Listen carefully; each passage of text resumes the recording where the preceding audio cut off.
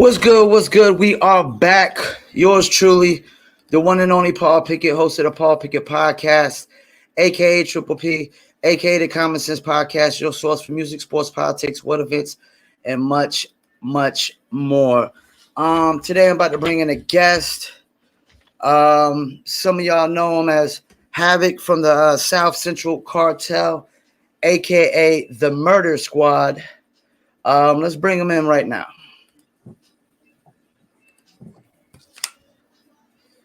What's going on, champ? What's good? What's good? I see you got the background going. You got the green screen going, it looks like. Yeah, I'm trying to throw on go live on there so I get you in there. That's what's up. That's what's up. Man? I'm doing good. I had to do a little bit of homework for this interview. Oh, you did some homework. Okay. Is that Yeah. Yeah, I had to do some homework. You know, there was a album I didn't know about that y'all had and whatnot. But I want to start. I want to start with you first, before like the South Central Cartel days. Like let's start like a year before y'all formed the group. Were you a solo artist?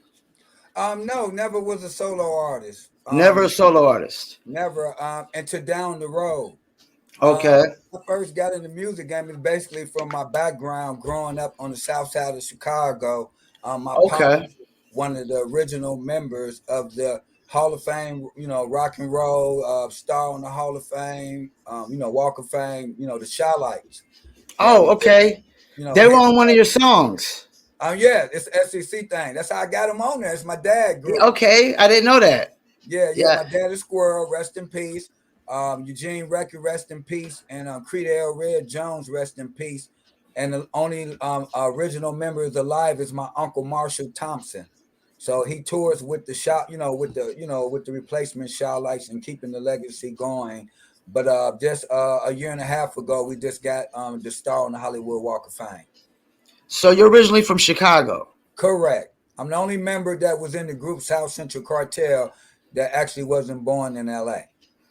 Good, because I'm gonna have like a question for you about like the gang culture, the comparison, whatnot. Okay, I was looking at your group members. Did you have two cats with the name Havoc? Yes. Okay, the group member, the original South Central. Okay, let's go all the way back to the beginning. Okay, let's go. I'm gonna take you. Let's do that. Let's go all the way back, man. Let's go through history, man. Okay, so you had an album on Pump Records, if I'm not mistaken. All right, let's go further before that. Okay, before that. Okay. Oh yeah. I'm gonna take you all the way back to the beginning. All right. I actually met Prodigy in the mid '80s, around '87. Was he already Prodigy? Was that his name? No. I'm gonna get to all of that. Okay. Yeah. So I had was dating Prodigy's sister, and at the time, his name was Def, MC Def, DEF. Okay. Right, and his cousin was named MC Hell. And then they had the DJ by the name of DJ Chaos. They had a little. I see that. Yeah, DJ Chaos. Okay. Separately. So they was doing their thing. And so when I started dating Prodigy's sister, one day Prodigy came in with at the time Def, Austin Head, we call him at the time, came in with a briefcase. And so I was just curious, like George, right? And I was like, what's in the briefcase, right? He was like, oh, these are my rhymes, right? So it shocked me that he had confidence, like these my rhymes, right? In your briefcase at that. Right. So I was like, man, there ain't no rhymes, right? So he pulled out a couple of them, right? He had a whole stack of rhymes in the little briefcase. And he busted through, and he was like reminding me of Rakim, lyrically, the lyrical aspect of him. You know what I'm saying? Yeah. I was like, wow, you dope. And so immediately, man, I just, threw myself in the mix, man. Like, I don't know, God just said, hey, here's an opportunity, jump on it. And I was like, yeah, man, you need to go and let me get in this, let's start a group together. You know what I'm saying? I got to hook up, I got to brag about my daddy. He never knew about all that. Yeah. Growing up playing with the Jackson 5 and knowing Joe Jackson, Pop Staple and the Staple Singers, the Emotions, and different Chicago groups that I had access to. Going to my dad's shows and stuff. So I was, being around them. Don Cornelius at Soul Train and things like that. So I was deeply embedded in Chicago culture and knowing, a little bit about music, hearing my dad's music. So I had a professional ear. Because, you know, my dad and them, I go, you know, hear them make their music. I'm like, oh, they good. Even though that's my dad and them, they had great music. So it was no in, you know, the quality of their music. And so Prodigy, I guess, thought I was just, you know, talking, but eventually he, you know, eased me in. And our first little group, it was 4 of us, and we was called Mafia Style. Okay. Style consists of me, and I was going by the name MC Note, right? Because I had a street name by the name of C Note, which meant 100. Okay. C note. Okay. Right. So I added the M to the, you know, C Yeah. note and became. Okay, I get it. Yeah, MC note. Yeah, I like that. Right. MC And note. so Yeah. Prodigy was still deaf. Rhyme Son, who later became the other Havoc. The Havoc. I seen that Havoc, the rhyme son. Yeah. Right. Became the other Havoc, and then And there was a DJ Grip. well, group. Okay, he ain't in the group yet. That's Okay. down the Yeah. road. And Okay. LV ain't in the group yet. That's coming. You know, Yeah. move through time, right? Yeah. So we had a small issue with the first name, which was Mafia Style, and there was a gang. Rest in peace, good friend of mine, Del Dog, and them. So we didn't really want to get singled out being associated with just one gang because we wanted to represent the culture. So if you represent the culture, you need to have something more universal to where you represent the Bloods, the Crips, you know, the players, the pimps, the hookers, or, you know, just different aspects of the street. We might not agree on everything I'm saying, but I'm just saying it's the streets. And no matter how, you know, the outside viewed it, we was trying to be street reporters giving it to you raw. Okay. So as we go through time, we go through a different couple of things, right? Where Prodigy wind up going to a label called Kahaf out of New York, who had Easy Mobb Deep producing for him. You know what I mean? Love Easy Mobb Deep. Yeah, so I got to meet all of them in the Kahaf days. So he kind of, you know, veered out there, and then we came across another project we did called Chaos and Mayhem, where me and Prodigy and Chaos did an album sort of together, and we had our first radio song on K-Day that Greg Mack broke called Smooth Criminal, the original Smooth Criminal. So we went through them little stages, and as we got closer to the 90s, we switched our names finally to the end, and Lover G came up with the name South Central Cartel. So the South Central Cartel got formed as me and Prodigy was holding the fort, right? And then he was, you know, started implementing, you know, other people. That's when LV, you know, grew up with Prodigy and was singing, and then Grip was one of their homies from the neighborhood, so we pulled him in. So the original S.C.C was at the time Prodigy, me, Rhyme Son, LV, Lover G, right? DJ Chaos, 6 of us. That was on the first album, South Central Madness. That was on Pump Records. Yeah. Now, what was Pump Records about? That was an independent label? Was Russ Regan, the iconic Russ Regan, who sold a billion records. Only 2 men in the history of sold a billion records. He put out Lighter Shade of Brown. My boys, rest in peace. My boy from Lighter Shade of Brown had the hit over there. So they was booming over there with you know, on a Sunday afternoon. Yeah. So also they had the Chill Deal Boys with the hit record 95 South. You know I mean? There it is. Yeah. That was big when I was a kid. Right. Then they switched and became 95 South. But the original, I didn't know that. Yeah, man. See, I'm trying to give you some history. Yeah. You get it? Yeah. But the original song was from the Chill Deal Boys. They were signed to Quality. Yeah, I seen that Quality Records. That was the distributor for Pump Records, right? Subsidiary. Okay.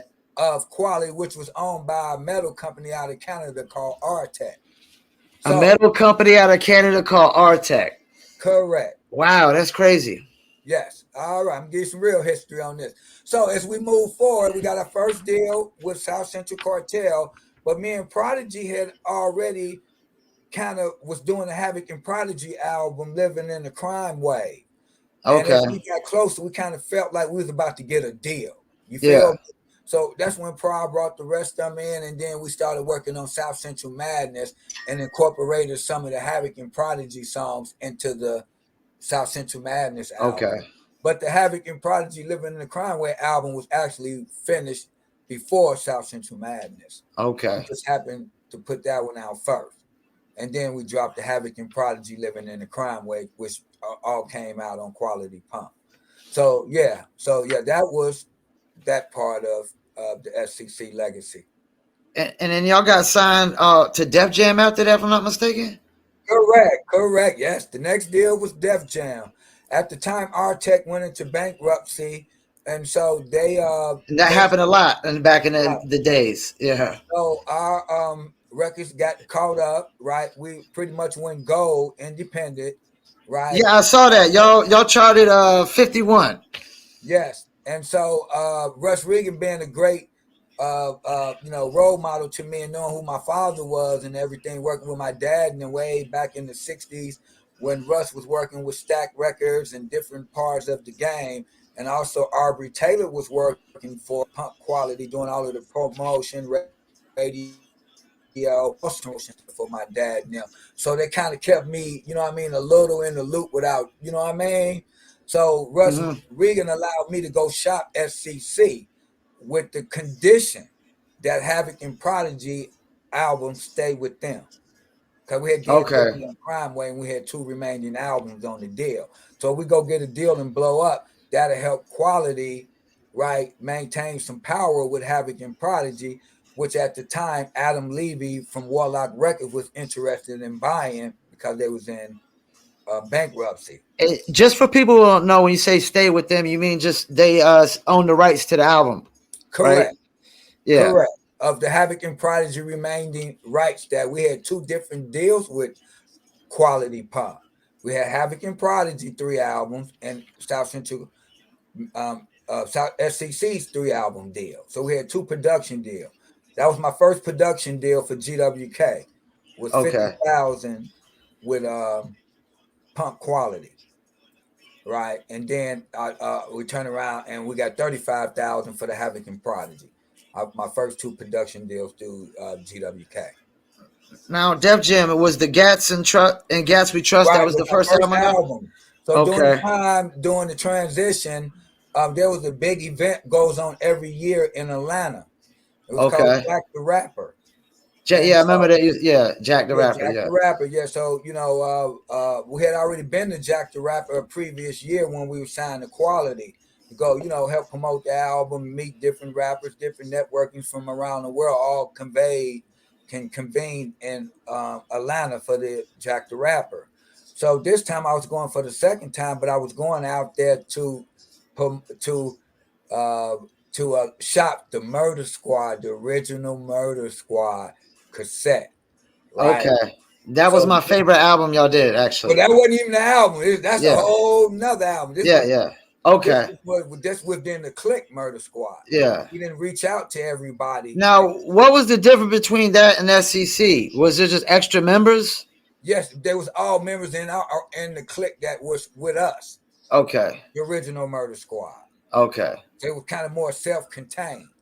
But Okay. as we signed the Def Jam, I had started meeting a lot of the celebrities in the rap game, because I did a lot of hustling and promoting myself.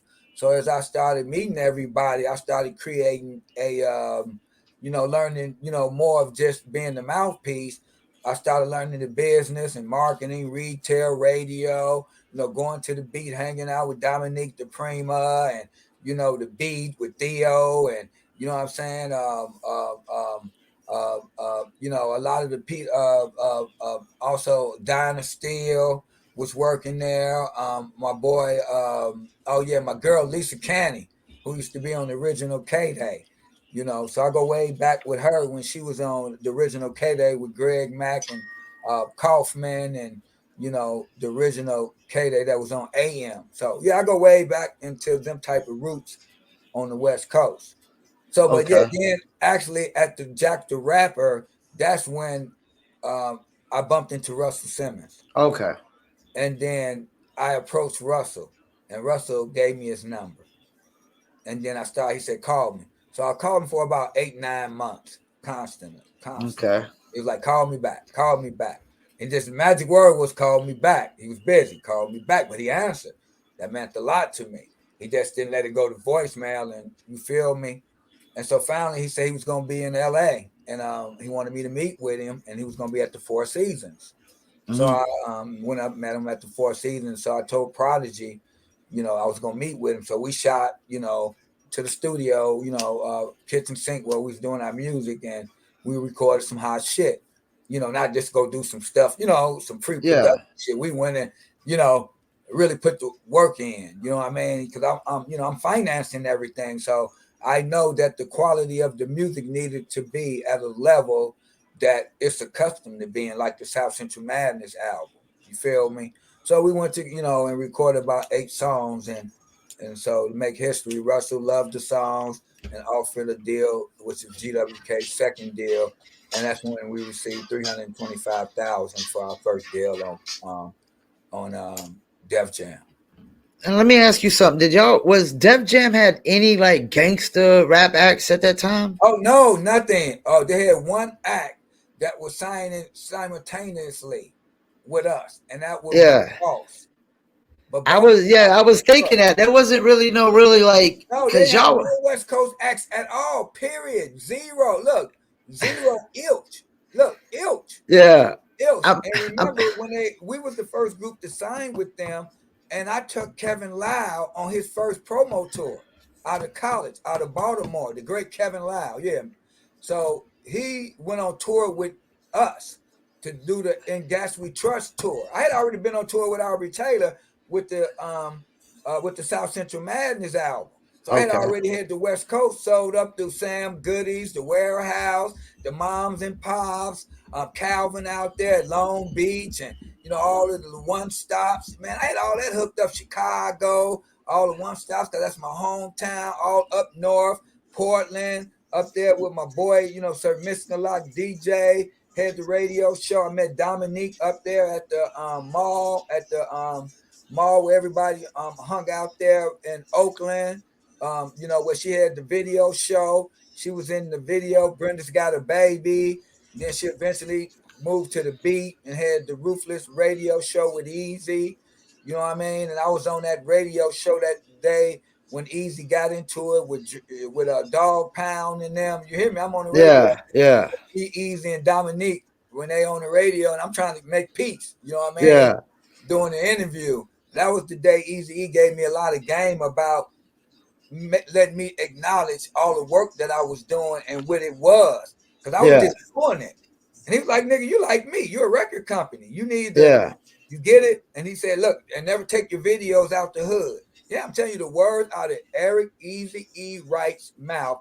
We're in the parking lot at the beat when it was in Hollywood, when they had the black gate. We said pull up there, it looked like an apartment building, an old funeral home or something. We Yeah. opened up the gate, and that's when I had the Candy Apple BMW. So I pull up in my Beamer, and Easy was sitting out there, and we were smoking some weed and shit. You know what I mean? And we Rest having in peace to Easy. rest in peace, Easy E. Yeah. So yeah, Easy gave me a lot of game, man. So, but anyway, wound up getting the deal with Def Jam, and that's when I brought in Tupac. I met Tupac, through Tretch and them at Jack the Rapper. Well, actually, I met Pac up in Oakland at an E40 situation up there when I was met Spice and Triad Records when Spice had his first EP on a label called Triad, and Okay. I was up there doing some promotion with her, and so that's when I met Pac, and I was at the premiere of Juice. Pac invited me to the premiere of Juice in Hollywood on Century.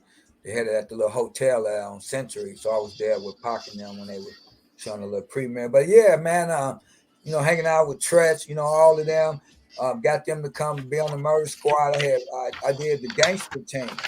I brought in Eight, Spice One, Tupac, and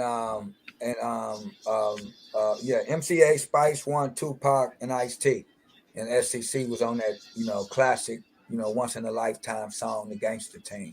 Yeah, yeah. I was checking that out earlier today and whatnot.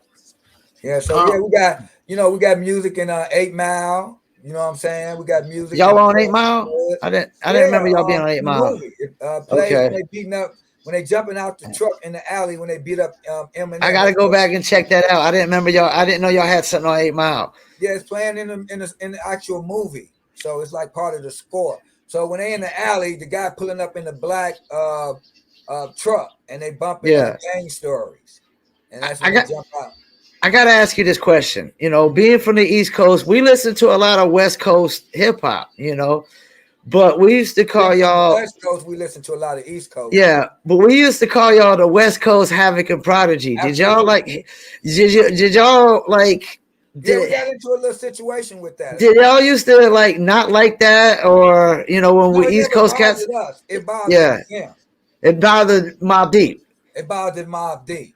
Okay. When we became Havoc and Prodigy in the late 80s, them niggas was like 12. You get it? Yeah. It was already Havoc and Prodigy. And on the West Coast, they probably just called y'all Havoc and Prodigy. They wouldn't call y'all the West Coast Havoc and Prodigy. The thing about it is their music and our music never really interacted because we came out with our first Havoc and Prodigy album in 92. Okay. But we was already Havoc and Prodigy and had the album. Okay. So we was Havoc and Prodigy within the group S.C.C. Yeah. Two Havocs. But the solo Havoc was just me and Prod. You get it? So y'all definitely had beef just over the names. Like they sent our attorney a letter saying we stole their name. And like, when did the Juvenile Hell album drop? I think in 90 something. You know, because that was their first album, and I wasn't really big on it. Yeah, we had got into it, and my boy Guru broke. You know, stopped. Rest in peace to Guru. Yeah, rest in peace. Guru's a great guy. Yeah. Love Guru. All of them.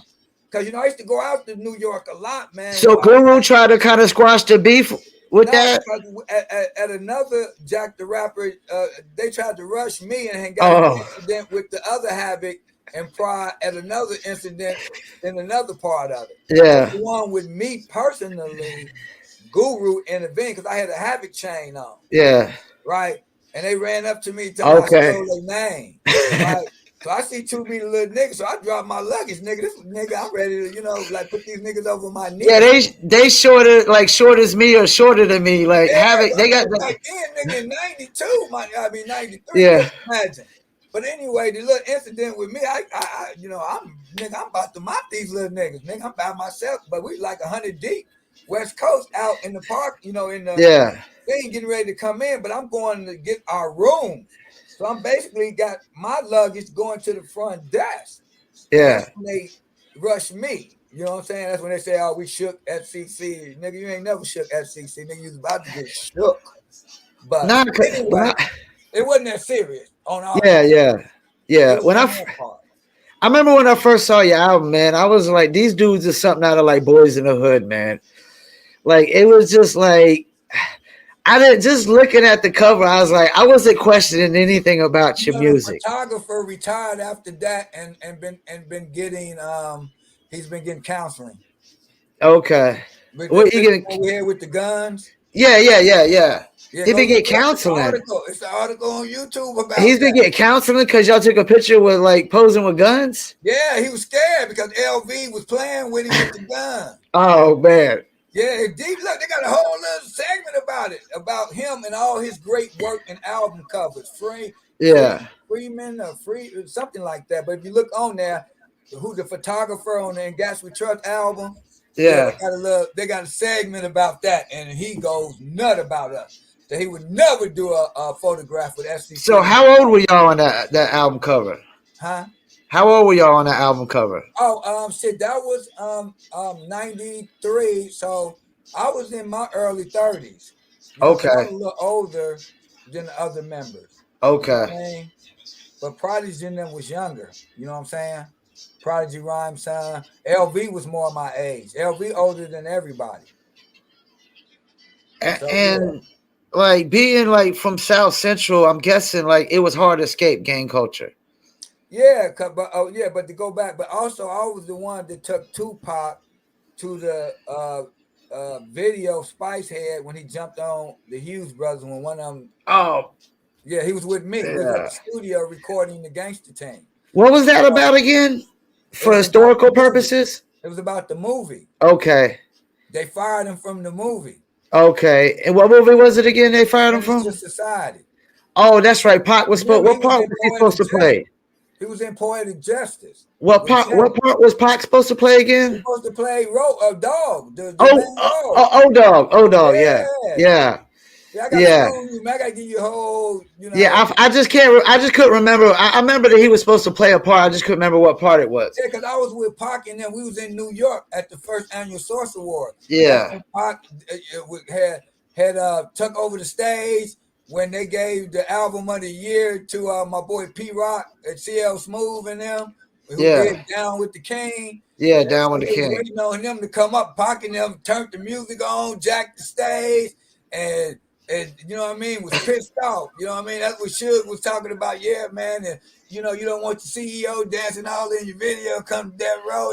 And Pac was trying to get me to go on stage with them. But I because if you notice, when MC8 got his award, I'm the one, I was on the mic before 8 even came up to the mic to get his award for Straight Up Menace. His song in the Menace to Society movie. Yeah, I love that one. I was up at the mic screaming, Russell, man, I got so many things. Me and Pac, when we was in Atlanta, we was doing an interview with Sherry Carter on BET.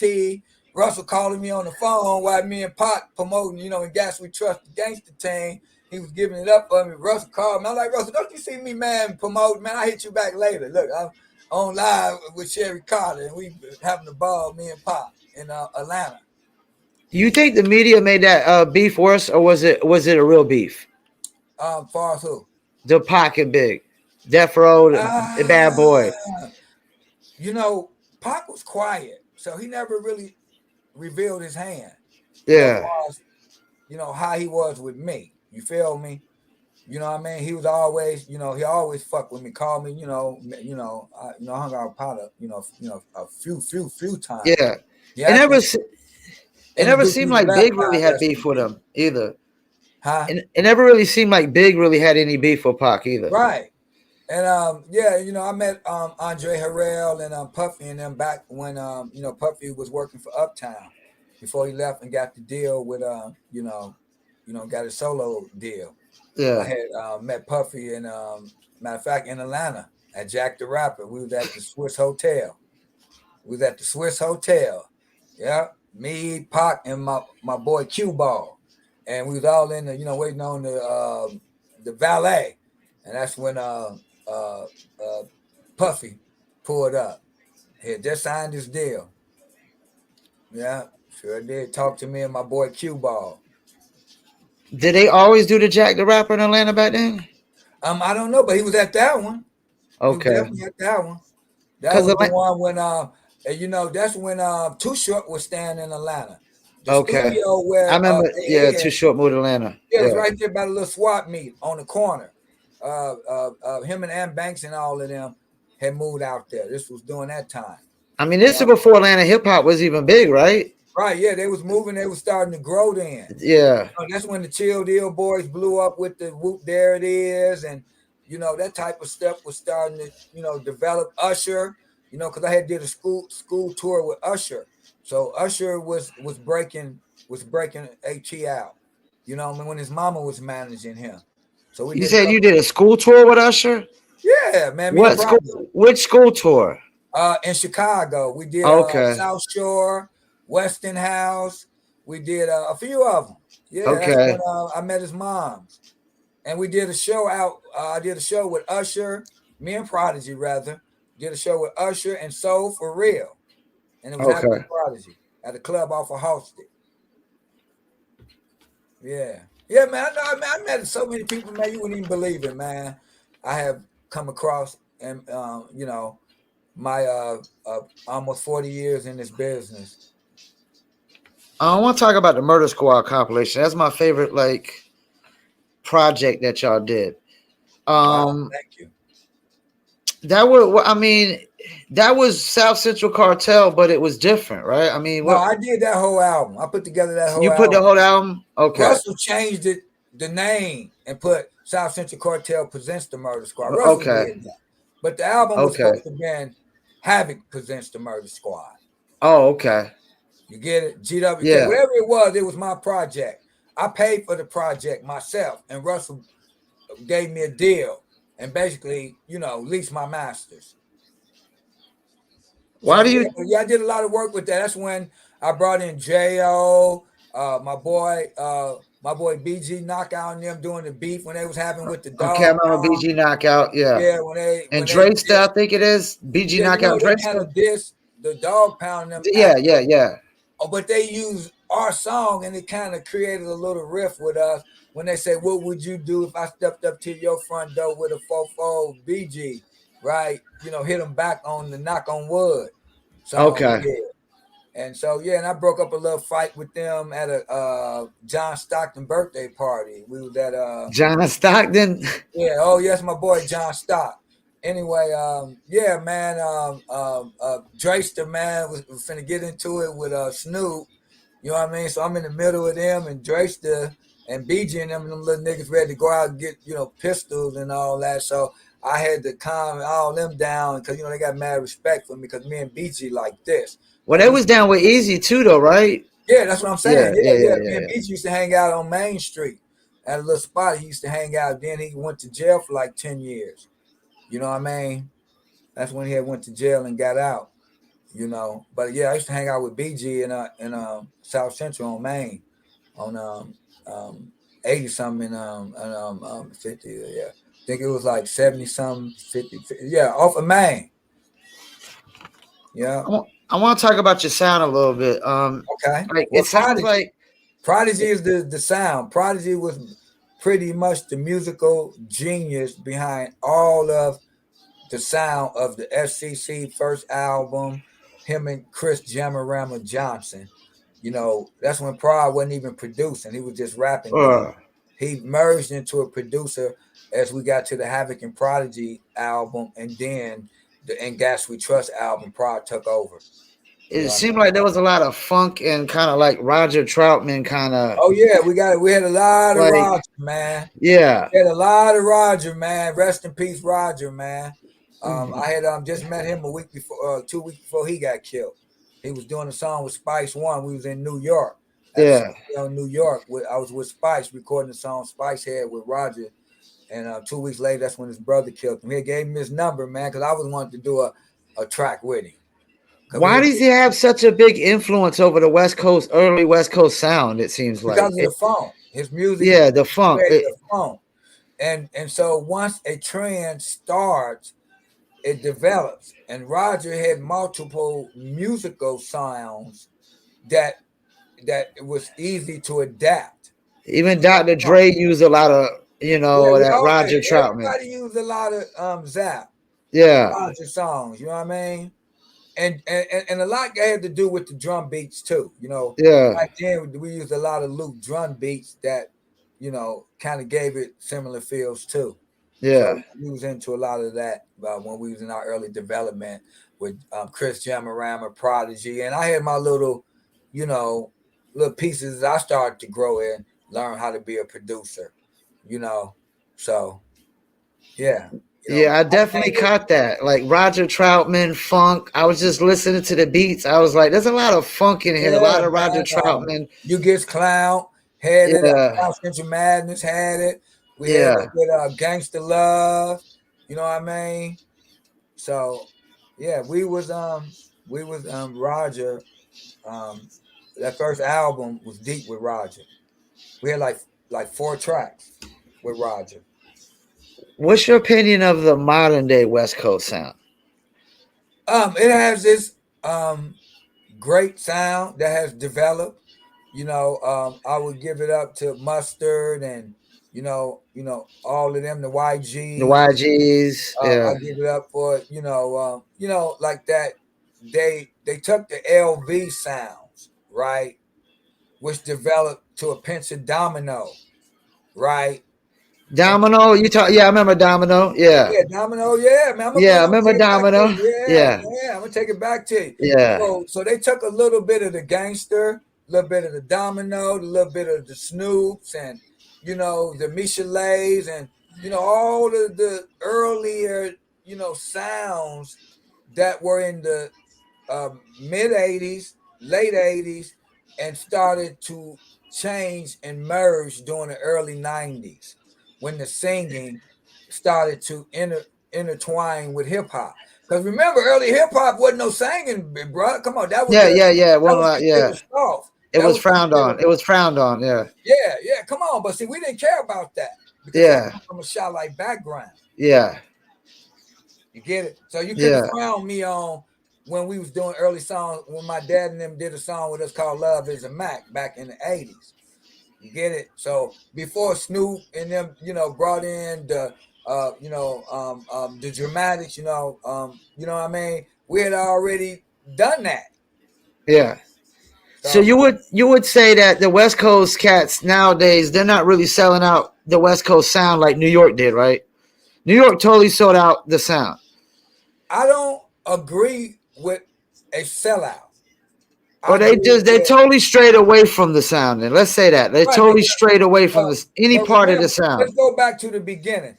As West Coast was planting seeds to grow a West Coast sound, the flower of hip hop was already growing on the East Coast. But y'all also adopted the East Coast sound with cats like Dilated Peoples and the Right. You know alcoholics and the why? King T's of Because the in world. their So you're the best of mindset, both worlds. right? Because in their mindset, that what they loved and appreciated. So Yeah. their I say their creative juices was more catered to what the some of the East Coast was doing. But there's also artists who want to create their lifestyle.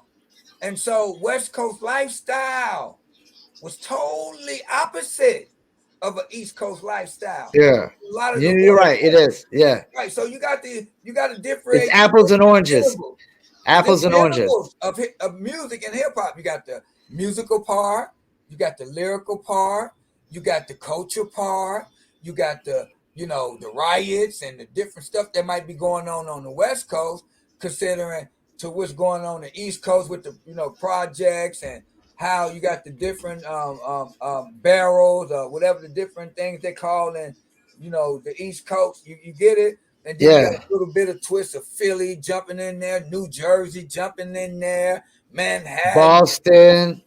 Right, but they wasn't really grown yet. But I'm just saying the Yeah. early part Yeah. of the hip hop wave was really, you know what I mean? With the with the when it came out with the song Hibbity Hibbity and it don't stop and Oh yeah, yeah, yeah. you get it?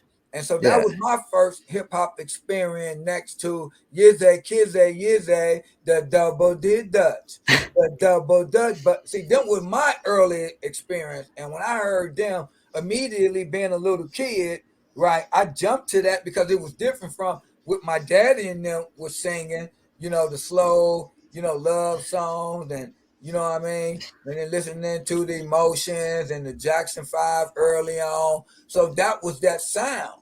But as a kid, you wanna, you be in the car and you only gotta listen to what your daddy and mama play.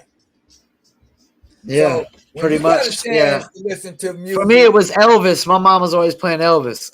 right? But you're right. But when your mama was gone, right, and you had a chance to Yeah. control that knob, and you looking Oh, for it was Michael Jackson and Prince. yeah, like, It and was so Michael that's what it Jackson was and for me. Prince. So now I'm finding stations of music that's if I liked it because I like the rock and roll, I like the all type of music. I used to listen to Pink Floyd and I used to listen Yeah, I to listened to rock and roll back in the days. Cats in the Cradle and the Silver Spoon. You ain't said nothing to the Tin Man, Pink Floyd, Blondie. You know what I mean? All that type of music. Uptown, boy living in the downtown world. All because of MTV and it started to break loose. Madonna. You getting a little Cyndi Lauper, Pat Benatar. You know what I mean? Then I started listening to their rhythmics and you know what I mean? So my musical, and but just to get back to the difference of West Coast is these is the differences. It's the Yeah. people who lived in the culture of the cities who were deciding what musical where they want to go with it.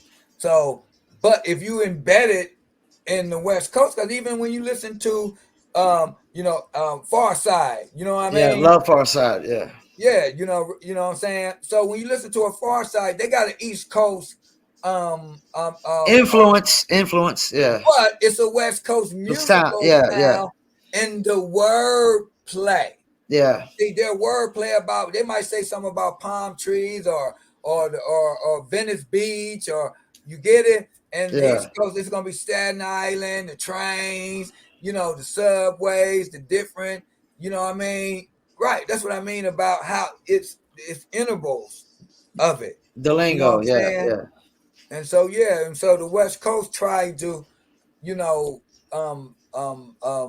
because with Compton having an early influence, right? Compton had an early influence on West Coast hip hop. So it started painting. You would say that's because NWA, I'm guessing? I don't want to diss NWA. That ain't, but see, me being somebody that does business and understand hard work and finances and being in the trenches way above just being in the studio making a beat, having the money to pay for that beat, having the money to bring all of the tools together to create all of that, I would give an edge over the Eazy-E. Okay. I mean, Eazy was the money. He was the okay, wait, let me give Eazy some flowers. He was the money man. The man with the money is really like. So if you was to the take driving away force, if you was to take away the gangsterism of what Eazy, of just say take away the stigma of Eazy's gangsterism, right? What people were so scared of, gangster rap, right? Reality rap, right? And then you put him in the light of Berry Gordy, right?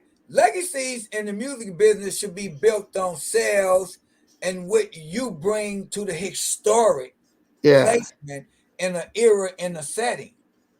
You get it? And with Eazy, bro, hold it, my brother. Come on, I'm gonna break it down historic, era wise.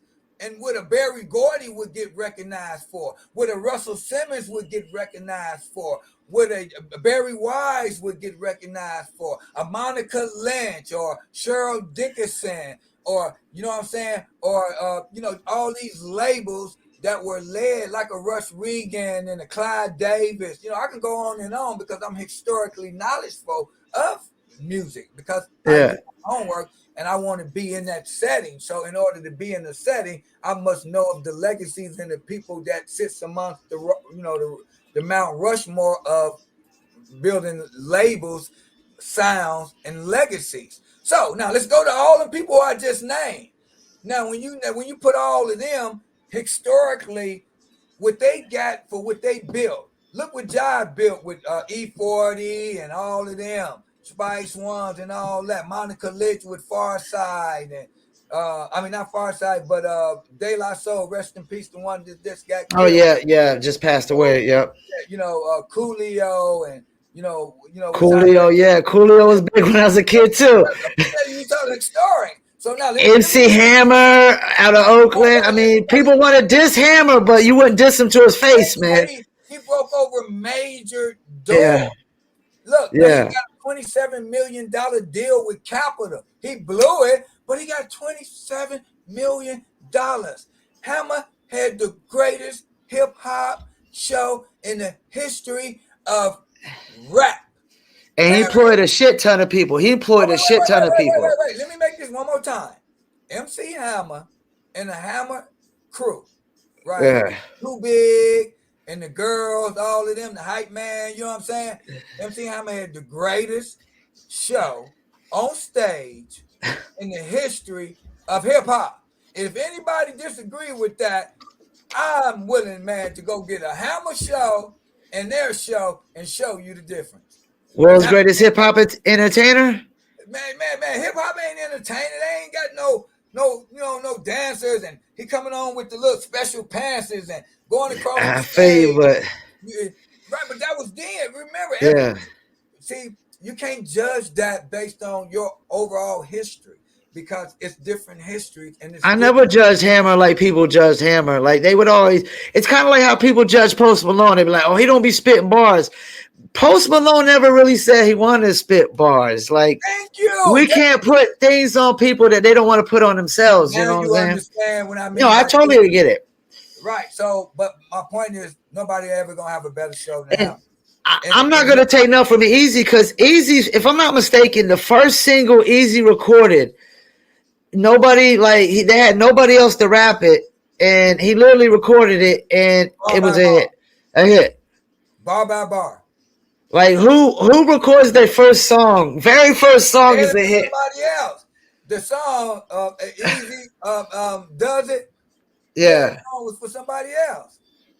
You know, it's crazy. Like, I mean, nobody records their first song ever is a hit. Like, you know, first song is usually like probably the worst song you ever done in your entire life. Usually, right. I would think. I want to ask you about some gang culture. Right, since you were in Chicago, LA, Chicago. What makes Chicago gang culture and LA gang culture so different? What I heard is there's just no leadership. There's no kind of leadership. Right, it's a lot of difference. Okay, when the first time I left Chicago, it was during the time the Black Gangster Disciple Nation. Okay. Black Gangster Disciple. What's their leadership? Their leadership then was starting, and they had great leadership. Okay. Now, when I say great leadership, I don't mean to apply that being in a gang. No, I get what you mean. I understand what you mean. I want to put you in the mindset of it. There was some order. There was some order put in place. There was some order. There were meetings. Yeah. There were rules. There were laws. Yeah. You had to know what each point of the star represented. Yeah. Love, life, loyalty, wisdom, knowledge, and understanding. You had to know, the king's name. You know what I'm saying? You had to know King David, King Shorty, Don Durkee, and deceased and King Hoover, and knowing, the stuff. And then eventually the L. Rookins formed. They were a spinoff of the Blackstone Rangers, right? And that's when Jeff Ford created that. Then the Vice Lords came in. I watched all of this develop. Look, I seen it all develop as I grew up, because I was kind of dibbling in the, with the folks. You know what I'm saying? I was, a 10 trade, gangster at that time, but now it's the Wild Wild Hundreds. You know what I'm saying? But they had a lot of order. They had the mindset of like Capone. Okay, and Capone, I would say, is always had a big influence over the city, right? Thank you, absolutely. How they set up, how they hit every neighborhood, how they hit up the stores. You had to pay for protection. Yeah, you know what I mean, you couldn't operate in these neighborhoods without having them protect you. They really deep with it. With the drug game, how they distribute it, how you know what I'm saying. LA eventually, the difference for me when I got in LA was more built on colors. Okay. Colors. It wasn't so much hoods, but colors. Yeah, colors created. Okay, like the movie Colors. Right. Colors created colors. Yeah. The colors created the hoods. Okay. In Chicago, colors. It was the hats. Chicago, I would say a lot had to do with Prohibition days too, though, right? Right. Chicago had a political thing. Yeah, the Prohibition days and fighting over the liquor, and it just bled over afterwards. On 68th, 69th, and Stony Island, where they had the building held down. Yeah. The world was watching, with the Panthers. You know what I mean? And so Chicago had a little political with it. Okay. So, and LA too now, as it grew, with the riots and the Tasha Harlem's killing, and so I can find different reasons in different areas. But anyway, the gang culture in California was more about colors. It was more about low riding, because the Latins had a big contribution in gang culture on the West Coast. Yeah, of course. Chicago. Yeah, you're right. You're right. Yeah. We're dealing with two major races, and they're kind of frictioning. It's like a friction. Yeah, and wasn't there some kind of pitting against him too? Right. I'm gonna keep it 100 for you. We're gonna understand how it developed. You got the Latins who, right, and there's a prejudiceness there. Then you got the blacks who always been, the bottom of the barrel, everything. You get it? And so this was our time to really get out there and stand for something powerful. And so the Bloods and Crips were that method. But then you had the Southsiders, the Paisas, and the developing, but they more was low riders. They had their little sound with the music, the tattoos. They the ones who brought the tattoos to a greater awareness amongst you.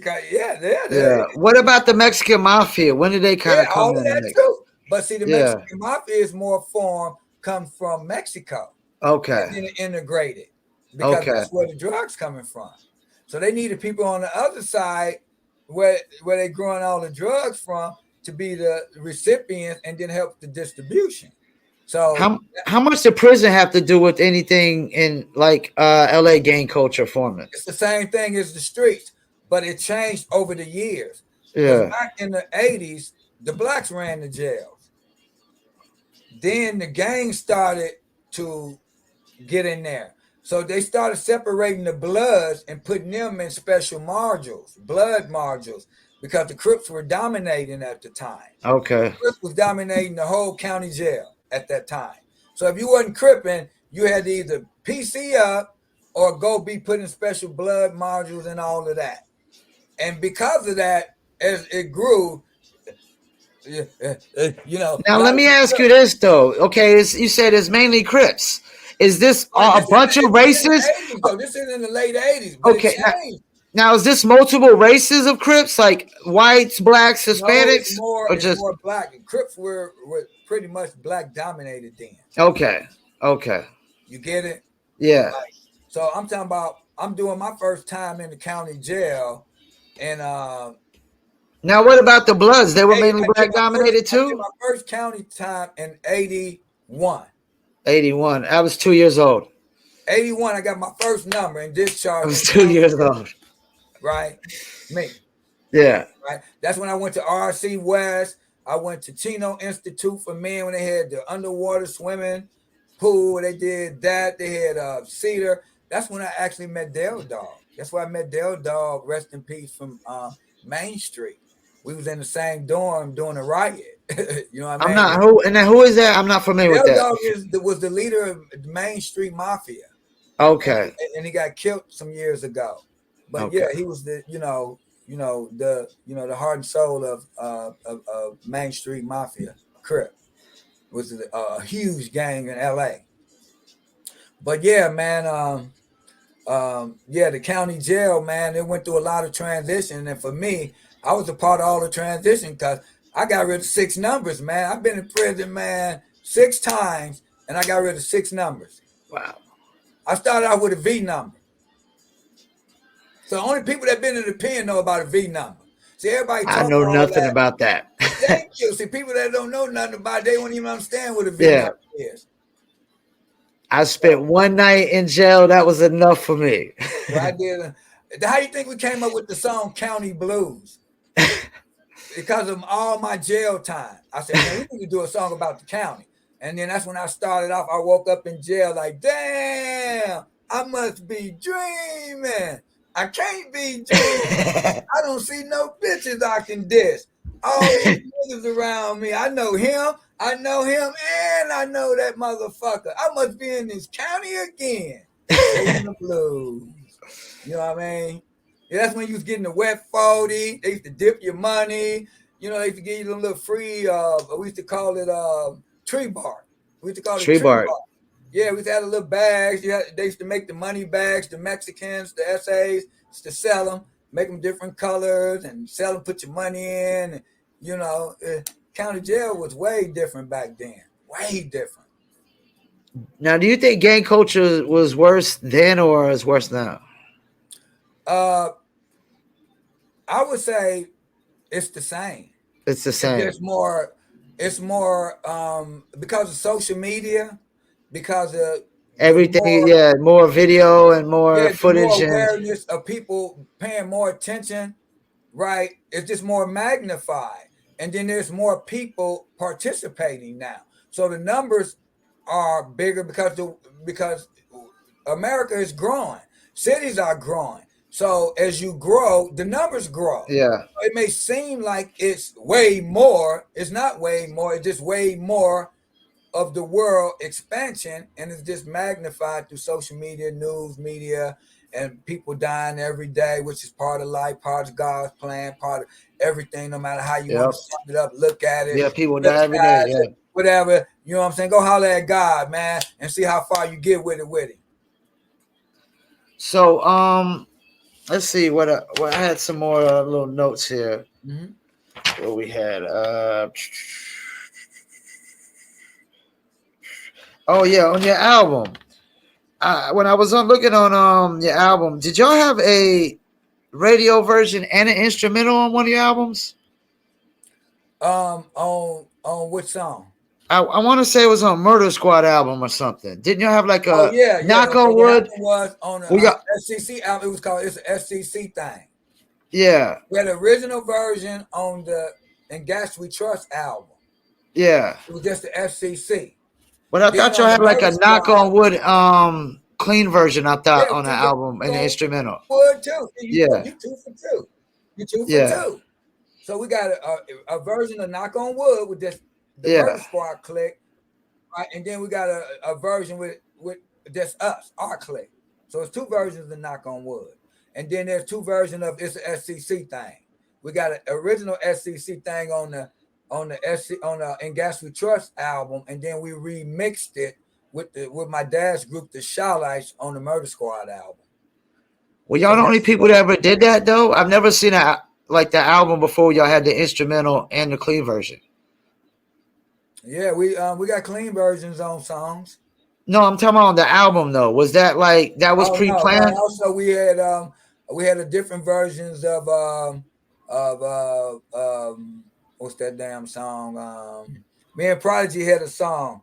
We got a video to it. So we had a dirty version and a clean version remix that we never put out the clean version, but the video is to the clean version. But we have a different version on the Kick and Game album. That's the way it's going down. So yeah, so we got we got a lot of different stuff, but yeah, I know what you're talking about. Yeah, because I was like that was unusual, but I thought it was kind of genius because rappers could rap over the instrumental, and then you had the clean version on there for like Radio. radio and yeah, Because and the most radio people wasn't usually banned put it though. on a single. We was the Yeah. first group banned from radio. Oh, were you? Yeah, S.C.C. Gangsta Love was banned on the radio. For what? Gangsta Love.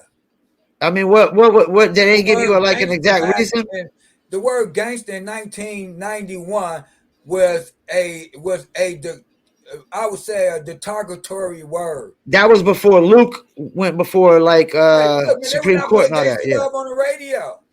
And then we had a few stations that played Gangsta Yeah. Love. That's when parents were sitting out there like And then really Pac turned around and took our same upset. beat. He took our same beat. Look, same beat and redid it and made a huge hit. And that's another thing. How much backlash were y'all getting for making gangster music And we was that getting it, early? man. Lack of shows. Get on the elevator. They get off the elevator. Um, you know, no radio play. You know, just especially with the "In Gas We Trust" album. That's when it got bad. Did you ever feel like it was too gangster? Well, that's what Russell wanted. Russell was like, man, Okay. Russell was like, man, keep it like, y'all culture, man. Like, he didn't want us to bubble gum it. Yeah. Well, there was some rappers that I always felt like were too hard for radio. I thought Smooth the Hustler was one of those cats. Like he was just Yeah, because see, we could have bubble gummed it down. yeah. Get it? But why Yeah. do that? But then to take away from how it really was in the streets. So Yeah. if you bubble gum down somebody, cooking up a ounce, chop it up, sell it, right? Now you got somebody who's a drug addict, out here fiending, robbing. Still, Yeah. there's so many different elements to go with it. Yeah. Well, And wasn't so, that what for the bubblegum rappers before though? So they can bubblegum it? well, bubblegum, you come around bubblegum rap, man, you getting dissed. See, I back mean, then, there's always bubblegum rappers, so you yeah, know, but you can this just let because them be the you bubblegum allowed, rappers. and see, wasn't no big radio play. See, the streets ran everything. Yeah. Remember, word of mouth was the streets back then. We ain't Yeah. had no goddamn social medias and all this No. different stuff to show different things you do. Just Man, street word of team and mouth, radio. right? Was the swap meets, the moms and pops when you walk in the store. When I go to the Sloss and the Broadway, the Compton swap meet.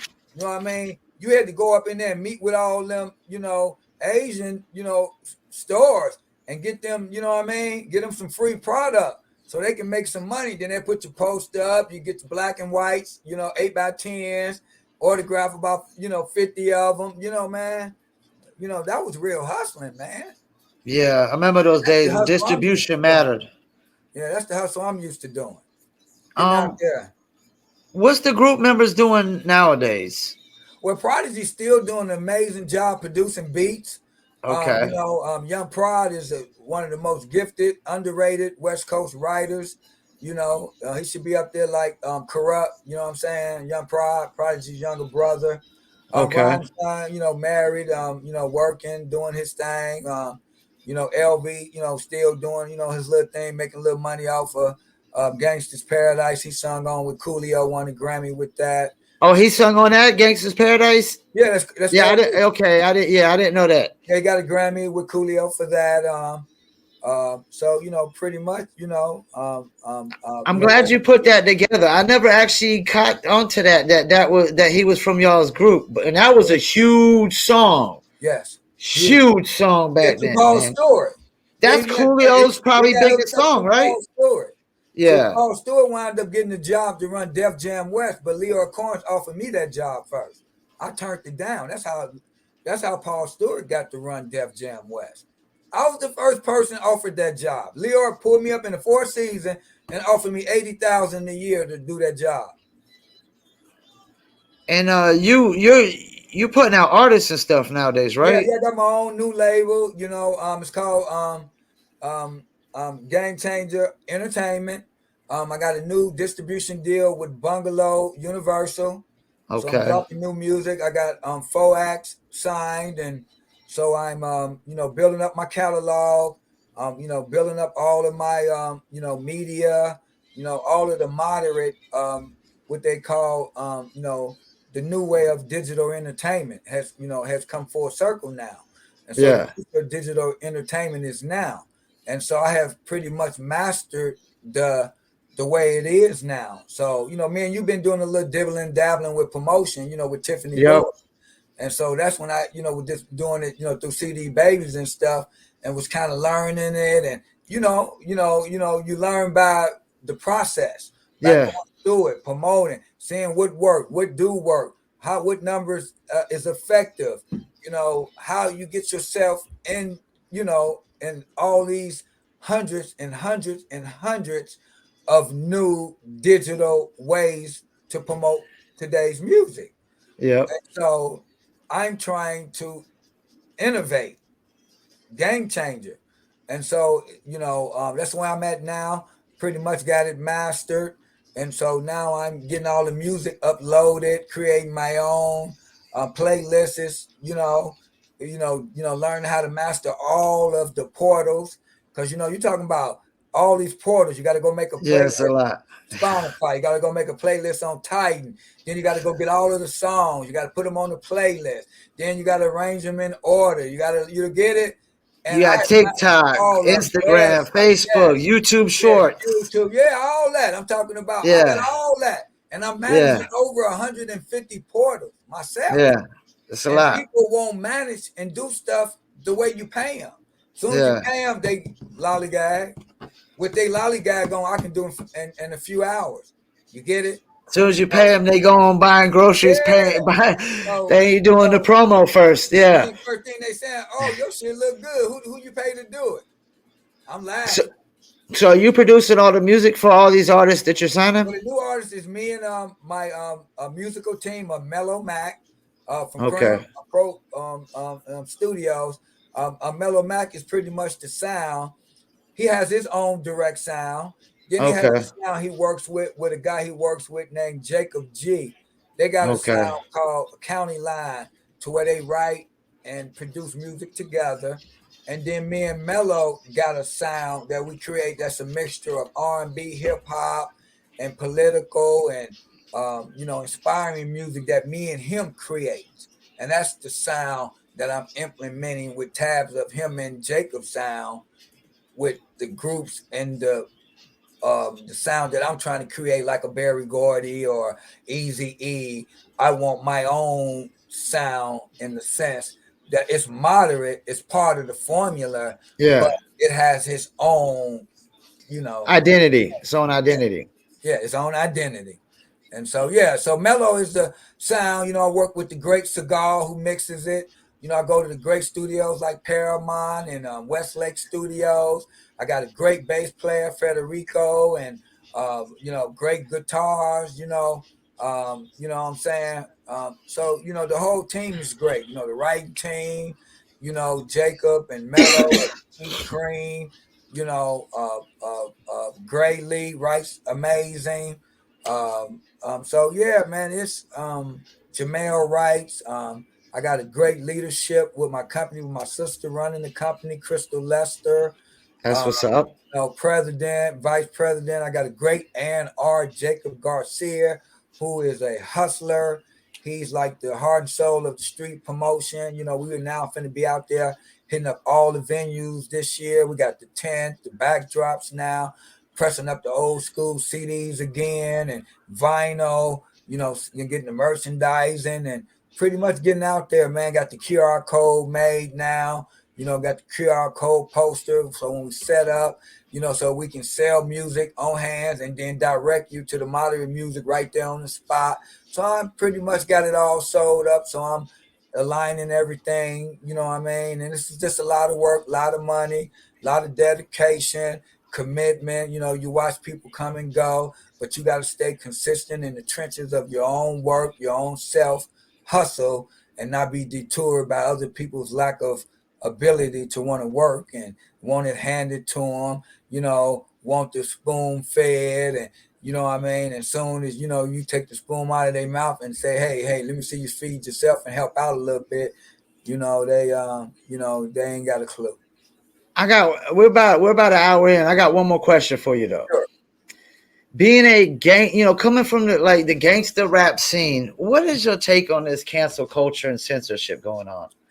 It's actually part of society growing as a whole, right? And trying to make retribution for a lot of wrongs and using people that might make a mistake, right? Immediately using old wrongs so that these new wrongs don't be left in vain and now coming to the forefront, like slavery or like the Holocaust or like certain things that went on and were part of, you know what I mean?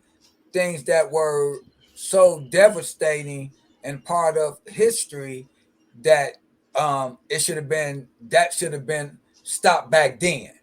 But I know, but it's deeper what I'm saying. But I'm just saying it helps apply where council culture is being built and formulated from. You got to get what council culture is.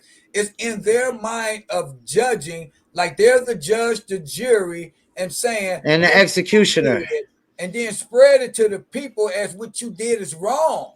And then that as the people gravitate to what you're saying is wrong, creates the council culture, brother. Oh, what about the censorship part? Like, as a gangster rapper, man, I mean, like, right, but censorship may be censored in the media of mainstream, but the underground ain't gonna never have a true censorship.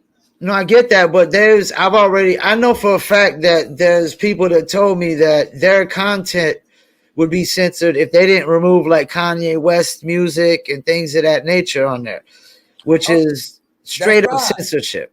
I get it. I understand that.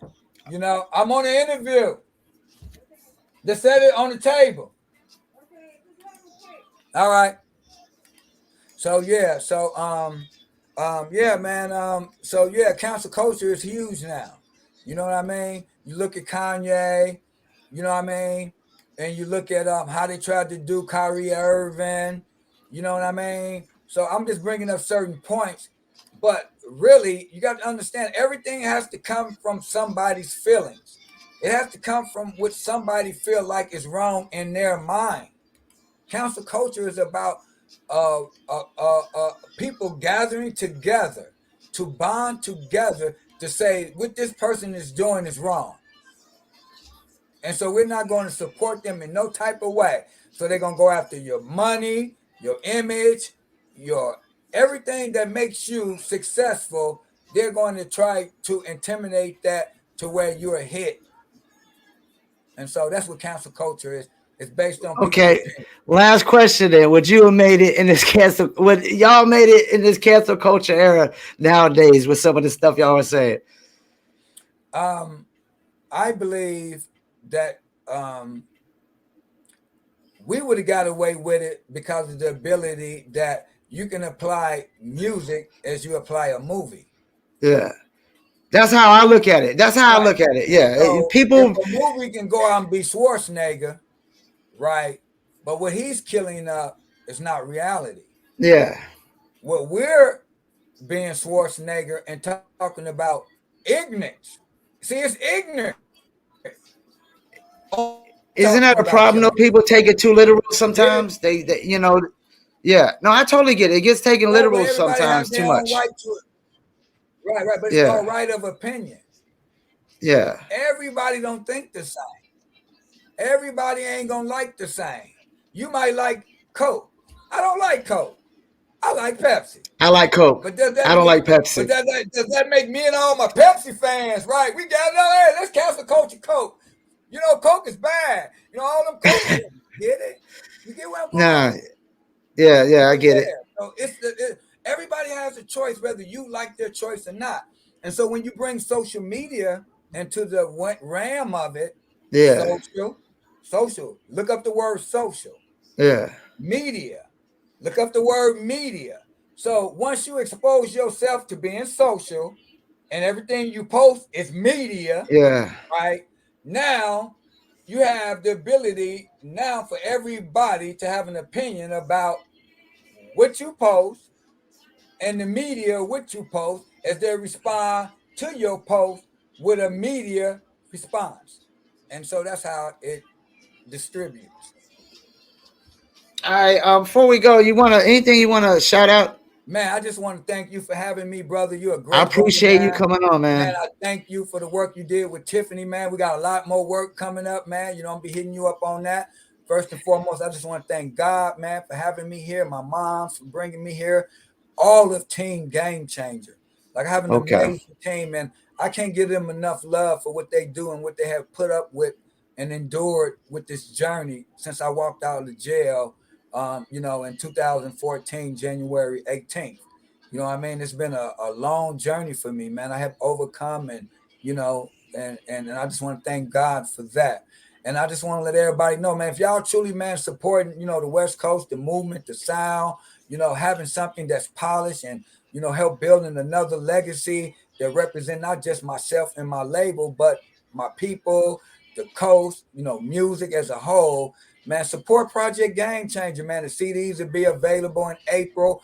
Go to all of the sites, man. I'm available on everything, man.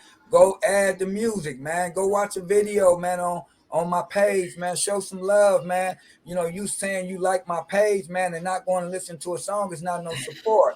You going on Exactly. YouTube and not adding me to the playlist you play every day with Nicki Minaj and all them and won't add Cream to that, or not going to Spotify Yeah. and not adding my musical stuff to your music that you play every day. So basically, you saying you like me from the outer, but you're not willing to go in the inner and contribute because you have some type of self envy towards my greatness that you can't stop no way. You can't stop it no way. So why wait and be a bandwagoner, right? And wait till I go earn my weight and get it, and then you all alone faking like, oh, he sold this, he sold that, but you ain't did a fucking stream.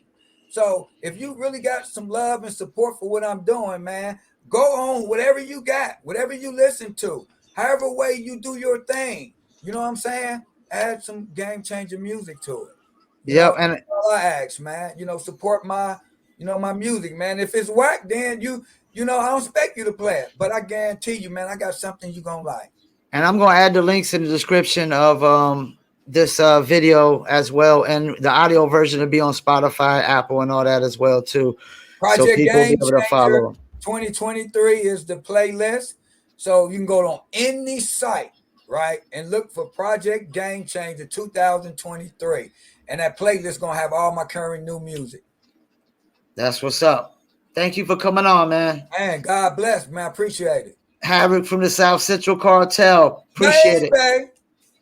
Peace. Hey, I only got 3 words to say. What's South that? Central Madness. Peace. Once again, I want to thank y'all for tuning in. Paul Pickett Podcast. That was Havoc from the South Central Cartel. A lot of hip hop history going on in there. Check them out. And we'll definitely put the links of Game Changer in the description. Thank you for tuning in.